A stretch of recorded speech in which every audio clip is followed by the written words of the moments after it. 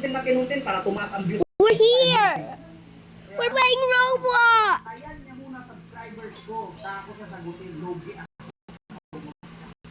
Di na. We're going to play Slap Battle Roblox! Gamitin pa mo para tumaas ang views, tumaas ang subscribers. Mag-tis ka, magtaga siya. Hindi yung ano. Oh, is that sound? Bugas ka may diretso. Oh, is that sound? That was the word that I hate. Oo, ganun yun.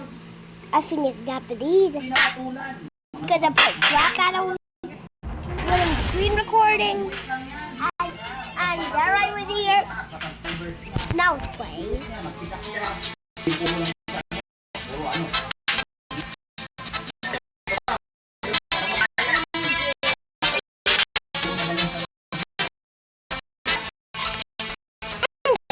Question ngayon ng legal team Duterte ang bakit daw meron ba daw jurisdiction ng ICC na ikulong si Jacob at sino ang abogado mismo ng mga biktima sa judicial killing. Hindi mo. Hindi rin.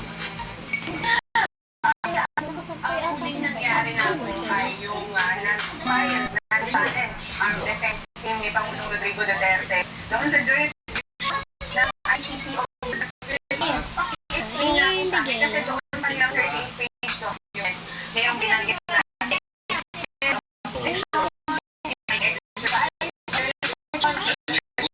ano po yun? Ano yung Still good.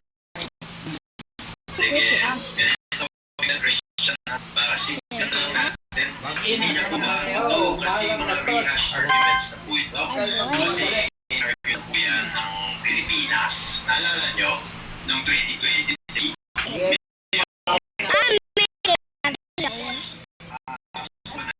na decision ng appeals chamber I'm making a video. 2020. So, pinasuko yan. So, yung kasi sabi ng defense,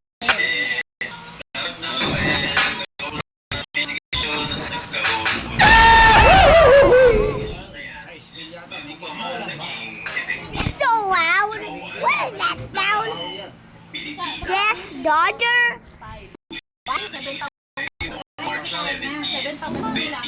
It's going to Sandali lang sana lang, kaya lang sa alam niyo po,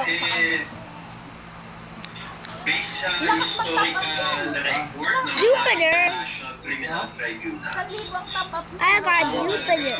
ang araw po ayaw po nila nagdadivest na nagamit sa mga pero ang gas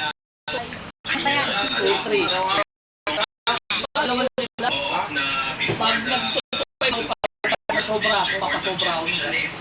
siya ay isang Pero kung matotal mga 1.8, 2,000. Hindi malo.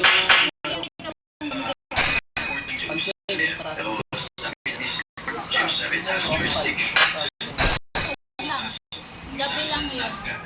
You get out. You Go to the end of the video now. ng mga Balikan lang sa amin.